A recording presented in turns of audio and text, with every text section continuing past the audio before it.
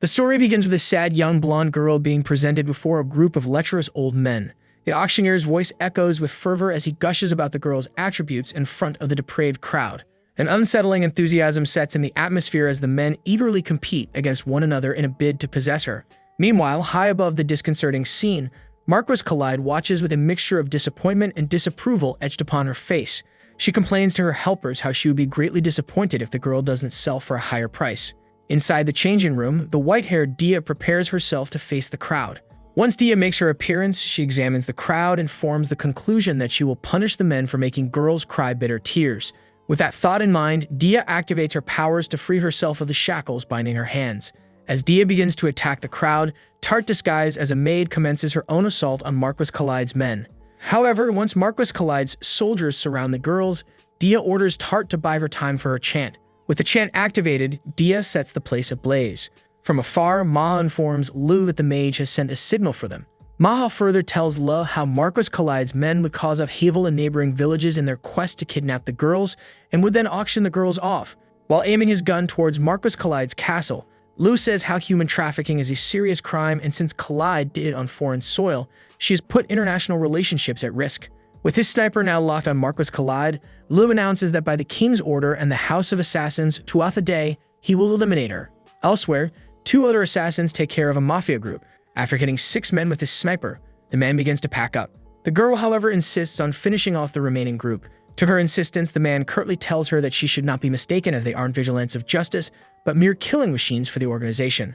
The woman begrudgingly accepts defeat and goes inside the car when all of a sudden the man shoves her off the driving seat. He informs her that a drone has intercepted them and they must rush immediately.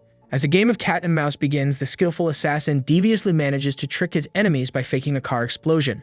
He then instructs the rookie that once the day breaks, they will make their move then. While resting in the open, the woman asks the man his reason for becoming an assassin. He discloses to her that he was born and raised by the organization.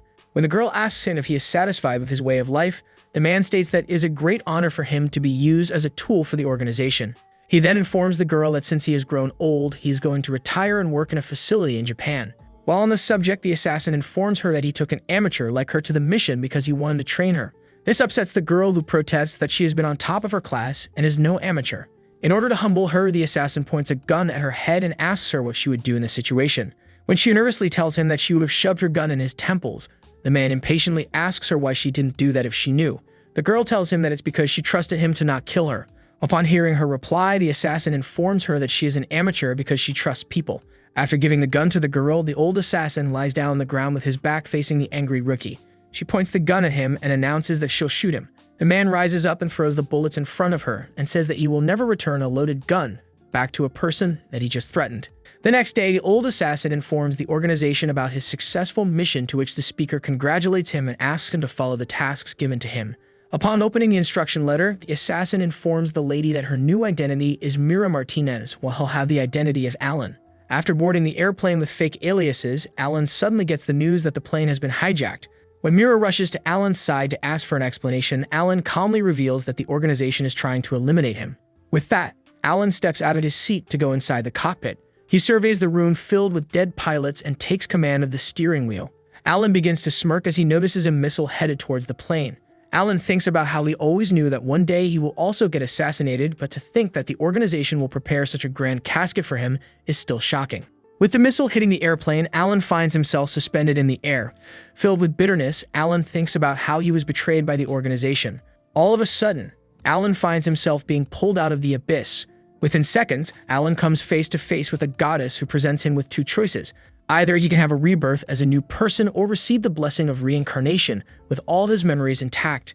Being a quick study, Alan asks the goddess who she wants eliminated if he picks the latter. The goddess smirks and says that she will reincarnate him in a world filled with magic and swords, where he has to assassinate the hero. With her magic, the goddess creates a reincarnation circle and tells Alan that usually they would just cleanse the impurities of the soul and reuse the soul. However, he happens to be a special case. In response, Alan expresses his agreement to the goddess, sharing how he had always envisioned the afterlife to be exactly as she has described. The goddess, acknowledging his sentiment, remarks that it is indeed a fortunate thing to be reincarnated with all the memories intact. When Alan asks the goddess to elaborate on the target, she asks if he has made his choice. Alan goes on to tell her how by being incarnated with his memories will help him remember his emotions. The goddess curiously asks him what he means, to which Alan reveals that all his life he served the organization like a tool, and for a time, he was proud of it until he met his end. Alan asserts that if he is given a second shot at life, then he will not live as a mere killing tool. Upon hearing Alan, the goddess tells Alan that as long as he finishes the job assigned to him, she doesn't care. In order to prepare Alan for the task, the goddess provides him with information about the world. With the basics out of the way, Alan questions the goddess about her desire to kill the hero. She reveals that the hero will slay the Demon King 16 years after his reincarnation, but after that, he will use his power to bring mayhem in the world, which will eventually destroy the world. While recalling the information on the hero, Alan remarks how he has to kill a monster with abnormal talents while possessing ordinary talents himself. The goddess then assures Alan that the reason why she chose him was because she knows that only the world's greatest assassin can slay the hero. Filled with a strong desire for power, Alan boldly requests the goddess to grant him maximum human stats. In response, the goddess agrees to fulfill his wish. The goddess reveals to Alan that she will bestow upon him the freedom to select 5 abilities of his choice. To elevate the stakes even further, she grants him the liberty to determine his own elemental affinity, allowing him to align himself with a specific elemental power. Alan asks the goddess if he can kill the hero before the allotted time, to which she tells him to hold off until the hero finishes off the Demon King, as he can only be eliminated by the hero. In a final inquiry directed at the goddess, Alan poses a crucial question, inquiring whether her intentions lie in saving the world or bringing about the demise of the hero. In response, the goddess affirms that if the world can be saved without the hero's death, she will have no objections. Satisfied with the answer, Alan agrees to accept the job. Moving forward, Alan is presented with an array of abilities for him to choose from. With caution, he considers each choice, weighing the potential benefits and drawbacks of each option. With determination in his eyes, Alan begins to make his selections, handpicking the abilities that align best with his envisioned path. With the ability of chant weaving, growth limit break, and martial arts, Alan is reincarnated to the magical world as the son of a noble family called Tuatha Dé. As Alan awakens, he discovers himself in the fragile body of an infant. Held tenderly in his mother Ezri's arms, he witnesses his father, Shan, bestow upon him the name Lu Tuatha Dé. Ezri, filled with curiosity, asks Shan whether he intends to mold their child into a Tuatha. Shan, crouching down to touch their newborn, solemnly expresses that the nation requires a Tuatha, as there exist deep-rooted afflictions that can only be eradicated through strategic assassinations. Upon hearing this, Ezri, brimming with sentiment, objects and expresses her fear of losing their child, reminiscent of the pain they endured when they lost Ruff. Shin rises up and assures his wife that this time around he will not let a child of his die. 7 years go by. One day, while hunting a rabbit in a nearby forest, Lu's thoughts linger on his ongoing struggle to activate his dormant magic. Realizing that unlocking his magical abilities is crucial in his quest to vanquish the hero, Lu comes to the conclusion that he needs to find a skilled teacher to guide him. After striking the rabbit down with a perfect shot, Lo returns home. In the kitchen, Ezri insists on cooking for him, but Lo immediately tells her off, saying that she promised to let him cook if he hunts the food. Shine backs his son by telling Ezri to just have faith in Lu. Ezri, however, protests that if Lu keeps making wonderful dishes, then she will lose her pride as a mother. With a small smile, Lu assures Ezri that his cooking can never match up to her level. Internally, Lu thinks about how he needs to replenish his body with nutrients in order to finish off the hero. After placing the meat inside the pressure cooker, Lu gets complimented for inventing the cooker. Lu tells Ezri that it wasn't a big deal as he just attained the knowledge from books. Once Lu presents his infamous cream stew in front of his parents, he is instantly showered with praises. The delightful taste of the stew gives Cheyenne and Ezri the idea of hosting the locals. Later on, Lu goes to meet his father in the training grounds. While making his way over, Lu thinks about how Cheyenne has a different side beneath the loving father and husband exterior. Upon meeting Cheyenne, Lu was ordered to strip naked. Obliging to his father's orders, Lu does as he is told. As Cheyenne begins to feel his body for skeletal and muscle growth, Lu thinks about how the Tuatha Dé family is born and bred to serve as the king's assassins. By using their specialty of medicine, they provide the nobles with suitable treatment but also dispose of the enemies of the crown through the same method. After the checkup, Cheyenne tells Lu that he shows remarkable growth. He continues by informing Lu that since he shows great potential, he is ready to receive the Tuatha Dé magic eyes. The magic eyes are bestowed upon a Tuatha through surgery, which gives them the ability to see magic powers along with some added benefits of enhanced eyesight. After receiving the magic eyes, Lu learns that Cheyenne has appointed a magic teacher for him.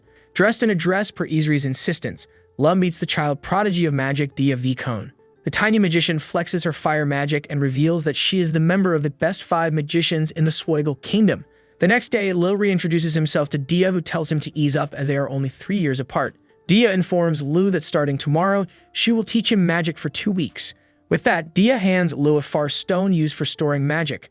She then instructs Lu to pour his mana into the stone. As Lu focuses his concentration and directs his mana into the stone, Dia observes him with a mixture of astonishment and surprise. Against all expectations, Lu's mana starts to flow out, bypassing the stone's presumed barriers. The sight leaves Dia in worry as she orders Lu to immediately dispose of the stone. Lu uses his ability to throw the stone in the air. Within seconds, Lu and Dia witness a grand explosion. In the aftermath of the explosion, Ezri and Cheyenne hastily make their way towards the training grounds. Cheyenne's face adopts a stern expression as he approaches Dia seeking answers. He poses a direct question, inquiring whether the explosion was a result of his son's actions. Dia, filled with hesitation, admits that it was indeed Lu who caused the explosion. Surprisingly, instead of anger or disappointment, Cheyenne's expression transforms into one of profound joy. He expresses his happiness and pride in having a son who wields such extraordinary potential. Ezri embraces Lu and tells him that his magic is beautiful, and that they were right to entrust Dia with him. Before leaving, Cheyenne instructs Dia to teach love magic related to assassination. Once Ezri and Cheyenne retire, Lu asks Dia to get him some far stones. Lu's request is immediately turned down as Dia states that the far stones come from the V-Cone territory and can't be entrusted with people from other regions. Once night falls, Lu introspects on his meeting with Dia. He comes to the conclusion that Dia is rather an odd teacher. Lu's focus shifts to the matter of attaining far stones. Since he needs them for the hero's assassination, the far stones are all the more important. A knock brings Lu out of his thoughts. Upon opening the door, Dia makes her way inside the room. She announces that as his big sister, she will sleep with him. Lu immediately breaks into protest, saying that he did not agree to be her brother. After a pause, Dia loudly says that Cheyenne must have kept it a secret for him. She continues by telling Lu that as his teacher, she has already decided that. Not having the will to argue, Lu caves in. The next day, Dia instructs Lu to pour his energy into the far stone so she can assess his elemental affinity. While examining the stone, Dia delightfully exclaims that Lu has both water and fire affinity, which makes him super rare like her. When Lu asks her to check for another affinity, Dia informs him that she has never encountered someone with 3 elemental affinities. However, once Dia checks the far stone, she learns that Lu is an elemental magician. While training with Dia, Lu learns his first lesson of elemental magic. With this power, he can converse with gods and learn magic. After a day filled with intense training, Dia and Lu retire to their chamber. Unable to contain her curiosity, Dia turns to Lu and inquires how he manages to exhibit such remarkable abilities despite being younger than her. In order to curb his teacher's curiosity, Lu tells Dia that it's because of his parents' education. He then tells Dia to look forward to a special meal tomorrow evening. With a determination to expand their collection of spells, Lu assigns Dia the important task of compiling a comprehensive list of all the spells she knows. To motivate her, Lu promises to fulfill any request Dia desires if she assists him in this task. Moved by his words, Dia willingly begins jotting down the magical alphabets, providing Lu with the necessary tools to weave his chants. Harnessing the power of his chant-weaving ability, Lu astonishes both himself and Dia as he conjures golds seemingly out of thin air. Filled with excitement and enthusiasm, Dia and Lu exchange a lively fist bump, their hearts brimming with the prospect of creating more spells together. The following day, Lu and Dia venture to a secluded location ideal for honing their newly acquired technique. With Lu's guidance, Dia successfully crafts a sniper rifle imbued with magical bullets. As they begin experimenting with the weapon's potential, Lu gradually realizes that the gun alone will not be sufficient to eliminate the hero. Unsatisfied by the sniper, Lu creates a magical cannon that takes Dia by surprise. After returning home, Dia snuggles with Lu and tells him how it's time to say goodbye while wishing to stay by Lu's side forever. Lu gets up and creates a parting gift for Dia. As Dia holds the beautiful yet deadly knife, Lu tells her that if it wasn't for her, he would not have been able to learn magic. In response to Lu's gratitude, Dia thanks him for making her love magic more than ever. She then gifts Lu her personal far stone. With that, the two part ways. Next day, Cheyenne notes that Lu has grown quite a lot, and it is now time for him to learn the truth about the Tuatha Dé household. Cheyenne takes Lu to a prison and reveals that he can use the inmates on death row as experiments. When Cheyenne tells Lu that in order to prepare him as an assassin, he will teach him how to kill, Lu asks him why he nurtured him if he was going to be a tool for killing. In response, Cheyenne offers a profound insight, expressing that humans are not mere tools but beings who utilize their emotions to discern right from wrong. Seeking to impart a crucial lesson to Lu, Cheyenne takes him to his first kill, a young woman named Margaret, aged 19, who had committed acts of theft, arson, and murder. However, upon laying his eyes upon the girl, Lu is overcome with a sudden jolt of recognition, as Margaret bears an uncanny resemblance to Dia. Overcoming his emotions, Lu swiftly kills the girl. As the Tuatha family venture out for a stroll, Shan remarks with a sense of contentment that they are fortunate to anticipate yet another year of a prosperous harvest. As Ezri cheerfully tries to feed Lo a cookie, Lu sternly tells his mother that he is now 10 years old and doesn't want to be babied by her anymore. Ezri pouts in response and says that Lu will always be her child. Cheyenne then brings Lu's attention to the shops selling cream stews and tells Lu that his recipe was well loved by the people in their territory. Hoping to find a capable assistant and servant, Lu scans the crowd, searching for someone fit for the task. As Lu thinks about the daunting task of eliminating the hero in the upcoming 8 years, Lu realizes that without a reliable assistant, the entire operation seems almost impossible. The following day, Lu prepares his hunting bag, readying himself for his hunting trip. However, his mother stops him and expresses concern about venturing out in such cold weather.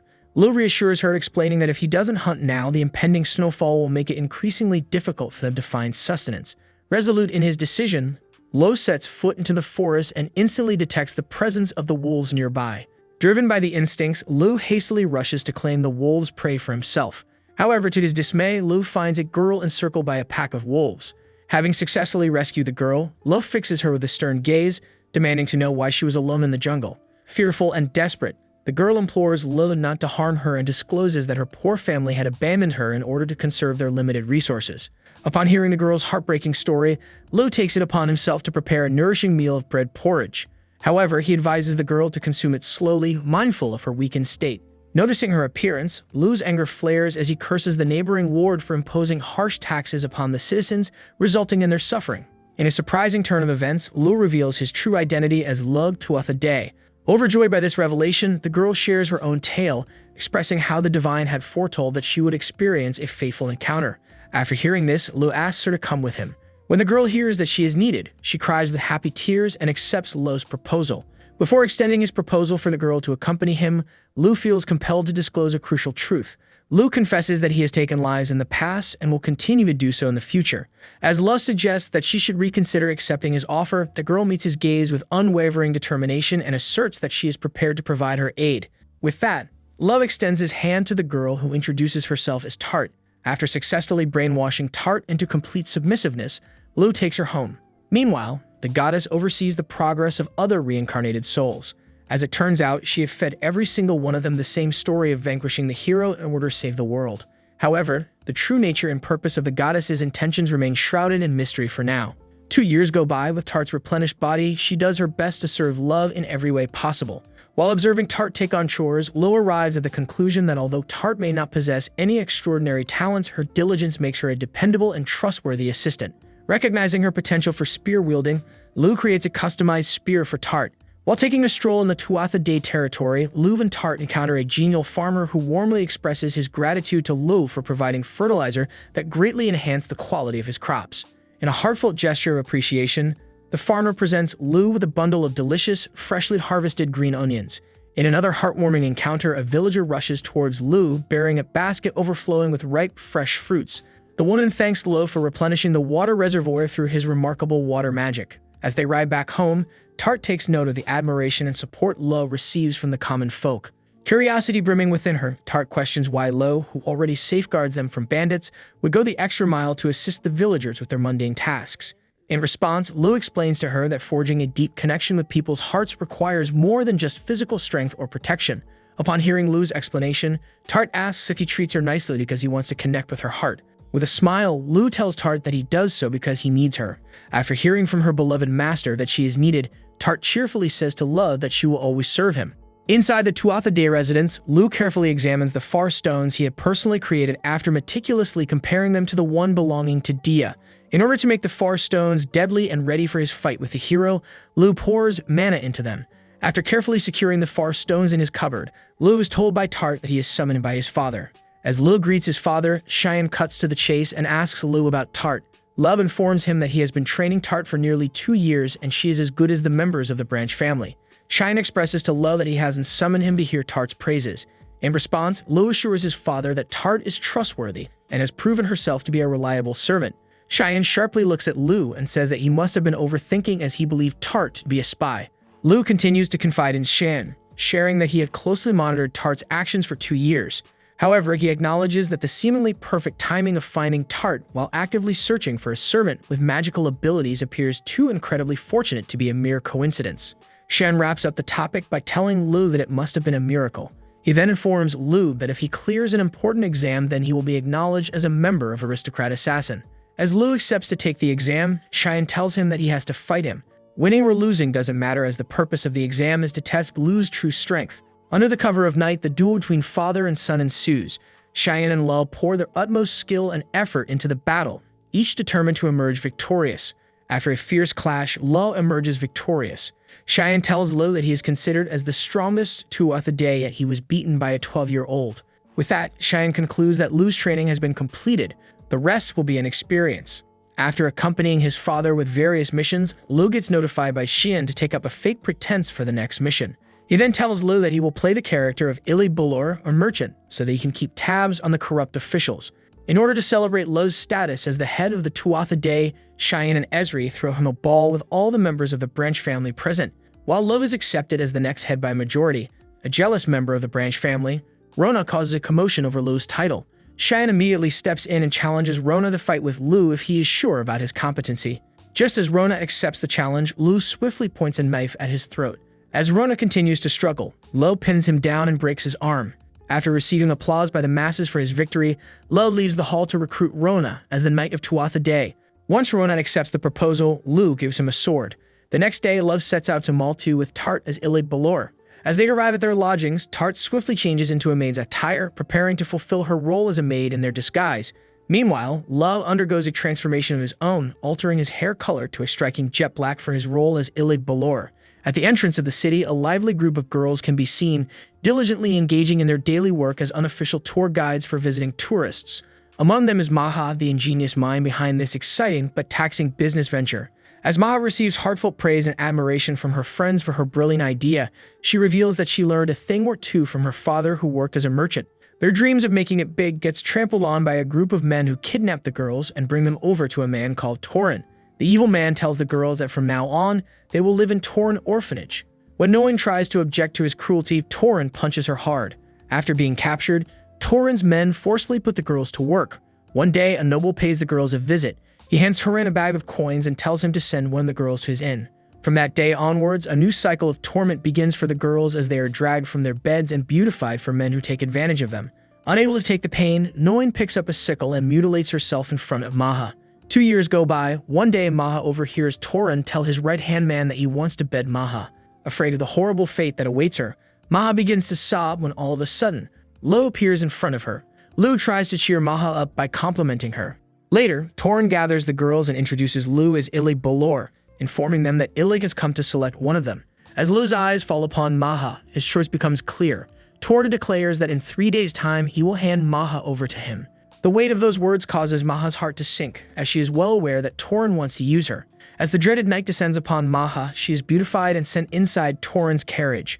Refusing to accept her fate, Maha seizes a fleeting moment of opportunity. She channels her power to push Torin away, creating a brief window for her escape. As Maha takes off in the woods, Lloyd catches up to her. Just when Lloyd is about to hurt Maha, Lu rushes to save her. Having dealt with Torin and the malevolent noble, Lu helps Noin recover from her scars. With Noin's well-being assured, Lu gently grasps Maha's hand, leading her towards his carriage. After taking Maha to his estate, Lu informs her that from now onwards she is his sister. Maha answers Lu by obediently accepting the bond bestowed upon her. Under the guise of Ili Balor, Lu assumes responsibility of establishing a new business venture in Maltu. Excitedly, Lu shares the news with Tart and Maha, who shower him with praise for his remarkable accomplishments. Lu goes on to explain that their new business will be entirely different from the previous one, hinting a new concept for their shop. Lu continues his conversation with the girls, outlining their objectives of making money and producing products for the noble class. Hence, he comes up with the idea of opening a cosmetic shop. When Maya tells Lu that Maltu already has a number of cosmetic shops, he smirks and says that he has a plan. Alone in his room, Lu thinks about how he has only 8 years to assassinate the hero, and in order to do so, he must accumulate power. A knock interrupts his overflowing thoughts. Upon opening the door, Lu finds Tart and Maha ready to snuggle up with him. While sleeping in between the girls, Lu thinks about how he has acquired the right pawns, as both the girls admire him. With that thought in mind, Lu drifts off to sleep. The following morning, Lu proudly presents his revolutionary invention, the Milky Lotion, to the head of Baylor Company. Intrigued, Lady Baylor agrees to test the lotion and is instantly delighted by its effects. Lu, however, remains composed, knowing that this is just the beginning of his plan. With confidence, Lu requests the head of Baylor Company for access to the Tuatha Dé territory, as the ingredients for the milky lotion can only be found there. The meeting proves successful, with the head of Baylor granting Lu the access he needs. Tart, observing the situation, recognizes the immense profit potential that lies ahead for the Tuatha Dé, thanks to Lu's brilliant idea. With the opening of Lu's cosmetic shops under the name Orna, their popularity instantly rises among the noblewomen. Maha calls upon her old friends to help her manage the shop. From afar, Lu witnesses the long line of women outside his shop. Tart informs him that they have amassed so much fame that he has received invitations from the Lord of Maltu and the princesses of neighboring countries. Tart tells Lu that Orna is such a hit because of his kindness. When Lu asks her to elaborate on it, she tells him that he hired Ma's friends, which made the atmosphere of the shop lively and welcoming. Lu changes the subject by asking Tart to update him on the security of Orna. Tart reveals to Lu that everyday employees from other shops try to sneak into their warehouse to steal their formula, but are unable to obtain the key ingredient lecithin. Under the cover of darkness, Lu patiently waits for the spy sent by his competitors, keenly aware of the potential threat. However, before he can make a move, Tart and Maha skillfully apprehend the spy. After complimenting the girls for their swiftness, Lu oversees them torture the spy. The next day, Lu sets out to meet Dia, where the two experiment on magic together. While returning from a long day at work, Ma's friends are attacked by a group of men. Before their lives can be threatened, Ma jumps to their rescue. With an authoritative voice, Ma tells the men that if they try to harm her girls, she will send them to hell. The following morning, Lu is greeted by Tart, who presents him a collection of buttons taken from the defeated enemies. Astonished by this substantial number of buttons, Lu tells Tart that she has earned the nickname of Electric War Maiden. Blushing with embarrassment, Tart urges Lu not to use that nickname. Sensing her discomfort, Lu changes the subject and reveals that he sent her into the battlefield with the intention of providing her with valuable experience and growth. While reflecting back on his experience in Maltu as Ile Bolor, Lu thinks about how he has been successful in creating a wide network of information. Since his time in Maltu is coming to an end, Lu hands Orna over to Maha, who promises to expand and grow the business for him. When Mava shows Lu a shop where she intends to open Orna, Lu allows her to do so, knowing that the shop once belonged to Maha's late parents. As the time to bid farewell to Maltu approaches, Maha and her friends express their heartfelt appreciation to Lu. With genuine gratitude in their eyes, they present him with a rare herbal tea. Lu accepts the gift graciously and sets out for his home. Inside the carriage, Lu asks Tart if she is lonely without Maha. Tart opens up and shares that having Maha as a friend was a new experience for her, as she had never had someone her own age by her side before. Understanding her vulnerability, Lu decides to give Tart an opportunity to reconnect with Maha by assigning her the task of handling the lecithin shipment. In response, Tart reveals that Maha has developed romantic feelings for Lu. Their conversation is cut off abruptly when Lu detects the presence of wolf beasts. Not allowing her master to lift a finger, Tart rushes to eliminate the threat. With the threat disposed of, Tart hurries back to Lu, who rewards her with an affectionate head pat. The presence of wolf beasts serve as an indicator that the hero will soon make his arrival. Upon his return to Tuatha Dé, Lu is greeted by his people warmly. During his meeting with his father, Lu gets told by Xian that the head of Baylor Company has asked Lu to assist their son, Barud Bolor. Xian concludes the matters by giving Lu the choice of becoming a merchant. Lu carefully tells Xian that he chooses to be a Tuatha Dé for the well-being of the Alvin Kingdom, and because he intends to marry Dia one day. Without wasting any time, Xian assigns Lu the crucial mission to eliminate a corrupt noble who has been engaging in treacherous activities. He informs Lu that the noble has been selling valuable military secrets to neighboring countries, while also smuggling narcotics into the country for illicit gains. Lu assures his father that he will take care of the target. With the information given to him, Lu fills Tart on the objective of disposing of Count Azuba Venkor, the corrupt noble who has been supplying Vizin, a type of drug, to the locals. Lu begins writing a secret message to figure out if Azuba is someone worth assassinating. He sends 3 messenger birds to Maha with a request for information, hoping she can help him uncover the truth about Azuba. The following morning, Lu awakens to find his mother, Esri, standing over him. Curious, he asks her what she's doing. Esri excitedly informs him that she learned from Tart about his transition into adulthood. Feeling embarrassed by the topic, Lu tells his mother to leave him alone. Soon after, Tart enters Lu's room to assist him with getting dressed. Meanwhile, Esri eagerly waits for Lu to undress. Annoyed by his mother's behavior, Lu pushes her out of his room. After getting dressed, Lu is ordered by Esri to pick a bride as she wants a grandchild. Lu immediately turns his mother's request down by stating that it is way too early for him to make babies. At night, Lu sets out to Pizzle with Tart to get more information on Azuba. Upon reaching the place, Lu and Tart witness a number of injured soldiers. Realizing that it's all because Azuba has been selling military secrets, Lu decides to snoop around the streets of Pizal. There he runs into a girl selling jams.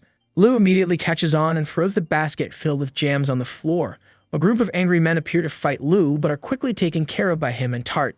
After the fight, Lu asks the girl if she knew the jams contained drugs. Without answering Lu, the girl takes him and Tart to her hut where her mother pounces on her for more drugs. Lu decides to intervene by helping the woman recover from her addiction. On his return back to his estate, Lu gets notified by Maha that it is indeed Azuba that has been supplying the drugs. For his mission, Love adopts the identity of Illibeller and meets up with Maha. Inside the carriage, Maha confesses her feelings for Lu and states that she will grow Orna so big that he won't be able to refuse her. Upon reaching Azuba's estate with Orna's products, Love observes the loving relationship between Lady Venkor and her husband. Once night falls, Lo assassinates Azuba but finds his heart saddened for Lady Venkor. Noticing Lu's despair, Tart embraces Love affectionately.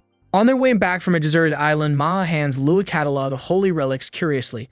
Tart asks Lu about the purpose and significance of these holy relics. Lu explains that the objects in question hold immense power and that cannot be obtained easily. Maha chimes in, sharing her discovery of a holy relic called Go Bold, a mystical spear belonging to a man named Magnus, who is strongly suspected of being the hero.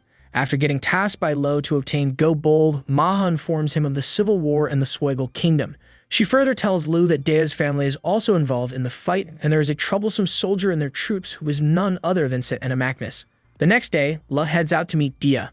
Upon meeting her, Lu asks her about the war. Dia, ever so cheerful, assures Lu that it is not as bad as he thinks. In a stern tone, Lu briefs Dia on the situation with Magnus and offers her and her family a safe asylum. As Lu continues to persuade Dia to escape with him, Dia firmly tells Lu off by saying that she is responsible for protecting her people. Swiftly switching back to her cheerful self, Dia advises Lu to ease his worries. In order to divert Lu's attention, she proposes they spend some time together in town. After a brief stroll in the streets, Lu and Dia enjoy a lovely meal together. When Dia laments about eating food made by Lu, he tells her that when she comes to Tuatha Day, he will serve her his lasagna. Upon hearing the offer, Dia looks down in sadness. After quickly regaining her spirits, she agrees to Lu's offer. While returning from the restaurant, Dia and Lu stumble upon a lost child. When Lu playfully asks for his name, the boy introduces himself as Rico. Deciding to help Rico, Dia summons her wind magic to find Rico's mother. After reuniting Rico with his mother, Dia compliments Lu on his kindness. Lu then reveals that he helped the boy because he wanted to create good memories with her. In order to reward Lu, Dia takes him to a hot spring. When Lu expresses his reluctance, Dia grabs him by the arm and drags Lu inside the spring. While floating around the water, Dia tells Lu that she loves her city and her people, therefore she will stay in Vicone no matter the circumstances. After bidding goodbye to Lu and promising to contact him again, Dia tearfully wishes him goodbye. As Lu returns from his visit to Vicone, he is met with grave news. His father solemnly reveals that their latest mission is none other than the assassination of Dia Vicone herself. The weight of those words hits Lu like a heavy blow, bringing his world to a sudden halt. Cheyenne further reveals that it was Dia's own father that ordered her assassination, all for the purpose of stopping a civil war taking place in the Vicone territory. Before the gravity of the situation fully settles in, Cheyenne clarifies the true nature of the mission to Lu. He reveals that the assassination is merely a ruse, a disguise to conceal their true purpose, to save Dia. The weight on Lu's shoulders lifts slightly as he realizes that their objective is not to harm Dia, but to ensure her safety. Realizing that it's more of a personal favor than a duty, Lu takes a moment to consider. He thinks about how he is no longer a killing tool, therefore decides to take the job. When Cheyenne asks Lu for his reasons for accepting the job, Lu states that it's because he is in love with Dia. As it turns out, years ago, Cheyenne made the same choice by protecting Esri, who happened to be a Vicone as well. As Lu prepares for his journey, Tart decides to help him by making it easier for Lu to reach Vicone. While assisting Lu, Tart thinks about how she was unneeded by the world, yet Lu saw potential in her, and for that reason, she will serve Lu to the fullest. As Tart reaches her limit, Lu leaves her behind to save Dia. Alone in the field, Tart begins to weep. Upon reaching the battlefield, Lu asserts that he will kill whoever is trying to harm Dia. After creating a huge distraction, Lu manages to successfully meet Dia. Upon meeting with Dia and Lord Vicone, Lu reveals his plan of setting the room on fire in order to fake Dia's death. After positioning a deceased soldier to serve as a decoy for Dia, Lu instructs her to deliver a sentimental line that would lend credibility to her staged suicide. However, just as they are about to set their plan in motion, an unsettling sensation washes over Lu's abdomen.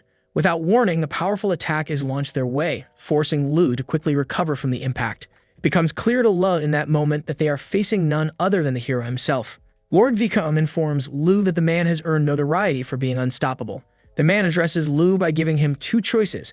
Either he joins him in his evil plan, or he can act as a knight and fight with him. While analyzing the man, Lu realizes that he is set in a Macnus. As Macnus warns Lu to not run away, Lu decides to take him on. While facing Sick and a Macnus, Lu allows him to ramble on until he is ready to attack him. With his gravity magic, Lu unleashes his ultimate spell called Gungnir upon Set Enta and emerge victorious. With an attack so powerful, Lu ends up losing his consciousness. Upon waking up, Lu gets in a heartfelt conversation with Dia and eventually kisses her. He then takes Dia to the Tuatha Dea residence where she'll be living in disguise as Lu's younger sister. Cheyenne then informs Lu about the emergence of Hero in Alvin Kingdom. This revelation shocks Lu as he considered Setenta to be a hero. Cheyenne cautioned Lu to be extra careful about the situation as Demon Lord is expected to emerge soon as well. On the other hand, Lord Epona Ryanen, a young blonde man, is introduced as the hero.